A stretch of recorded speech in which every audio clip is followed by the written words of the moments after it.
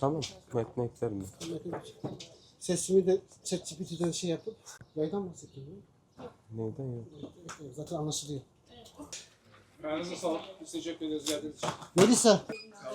Ha.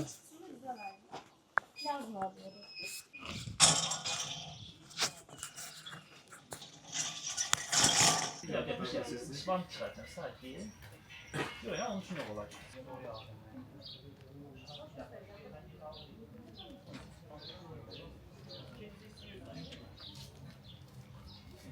İsmim Nihat, soy ismim Çelik. Burada uzman genel evrak biriminde çalışıyorum. Ben düzenli olarak veriyorum zaten.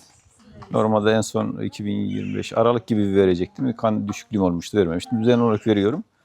Kan vermeyi de herkese tavsiye ediyorum.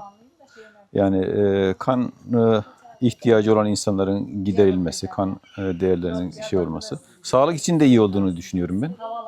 Onun için tavsiye ediyorum. İhtiyacı olan insanların kan ihtiyacı giderilsin.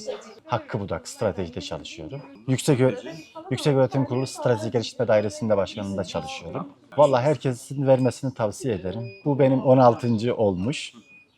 Başka elimizden fazla bir şey gelmiyorsa en azından kan vererek insanlara yardımcı olmayı isteriz yani. Doktor Gökselin Aktulay. Kızılay'da ekip doktor olarak görev yapıyorum.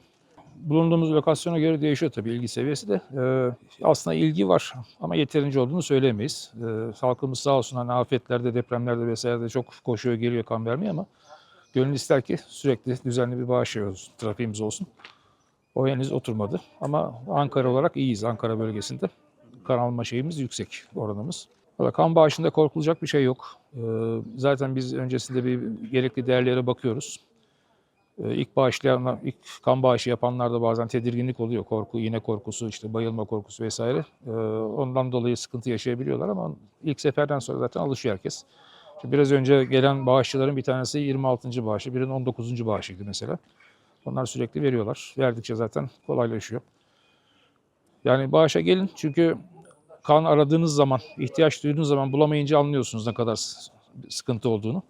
Zaten bağışların bir kısmı da, sürekli bağış yapanların bir kısmı da böyle olaylardan sonra düzenli bağış yapmaya başlıyorlar. Yani benim başıma geldiği için olmazsa başkası da bu duruma düşmesin diye. Onun için sağlık açısından da faydası var. Özellikle hemoglobin seviyesi yüksek olanlarda, böyle çok sigara içenlerde vesairesi, baş ağrısı gibi, ayak kaşıntıları vesaire bir sürü sıkıntı olabiliyor. Pıhtılaşma riski yüksek olan kanlarda işte alındığı zaman şeyi de düşürebiliyor. Hemoglobin seviyelerini falan. O açıdan da tavsiye ediyoruz zaten onlara. Yani düzenli olarak kan vermek gerekiyor. İlla kan vermek için acil bir durum beklenmesine gerek yok. Kızılay zaten kanları depoluyor, stokluyor. Usulüne uygun. Bazen ansızın kana ihtiyaç oluyor hastanelerde. Bekleyenler de oluyor. Haliyle düzenli kan bağışı olmak gerekiyor çünkü bizim de zamanla ihtiyacımız olmayacağı ne malum.